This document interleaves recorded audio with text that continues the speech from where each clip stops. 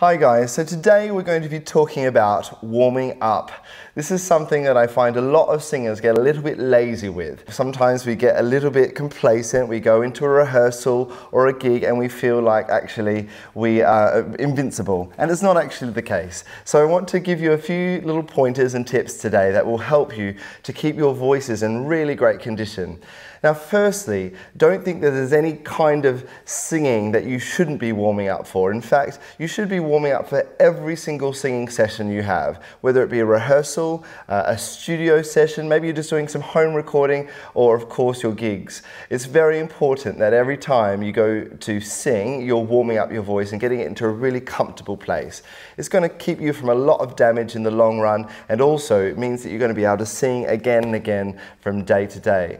Okay, so just a couple of tips to do with how to warm up. So firstly, they don't need to be super long. Some people feel like they can't do anything unless they've had a good 45 minutes of warm up, and it's not necessarily the case. Now, that being said, every voice is slightly different, but really, you only really need to be warming up for about 5 to 10 minutes in the correct way to get a great result out of your voice. You want to think about it a little bit like a race. Don't start with all the hard stuff, but you want to start with slightly easier things to begin and then move into things that are a little bit more rigorous. Okay, so to start with, we're going to use some hums today. Now hums, they might sound a bit simple, but don't ever worry about starting very, very simply with your warm-ups. You should be feeling a little bit of a buzz against your lips if you're doing these correctly, and you will kind of get a lovely sense of that resonance happening within your mouth. Okay, we're going to start here at G, and I want you to sing a very simple 5-note major scale. It sounds like this.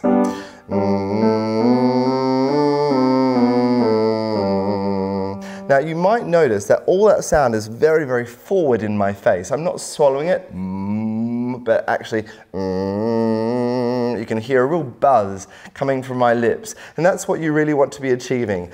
Really awakening the nasal passages, the mouth, the pharynx at the back of your throat there. Every part of your voice should be buzzing with sound.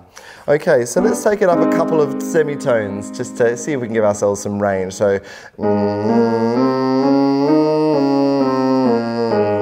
next one.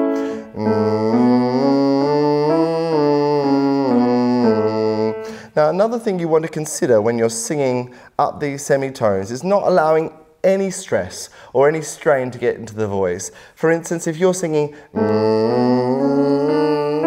can you hear my voice is starting to get perhaps a little bit squeezed, a little bit pinched?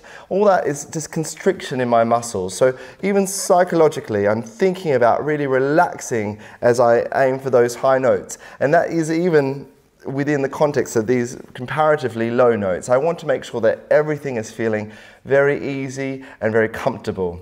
Now from there, we want to do something we call stabilize the larynx, or just kind of get the larynx in a really good place for singing. Sometimes this can move around in the wrong directions, and we want to make sure it's doing the right thing for us. So to do that, I want you to get your fingers and get about 2 finger width like that, between your teeth, so your jaw is nice and dropped. And I want you to say for me, hung. And we're really singing or speaking into that NG sound. And what that's helping us to do is connecting the tongue at the back of our throat there, as well as giving us really good vocal cord closure. That's what we really need to get a great sound out of our voice. And so we're going to sing hung up these arpeggios. Have a listen. Hung. If I take it up, hung. Notice my jaw is remaining nice and low. Hung. If you feel like it's going to come up, you can put your fingers back in. Hung. Hung. I'll leave it for you to take it up the range.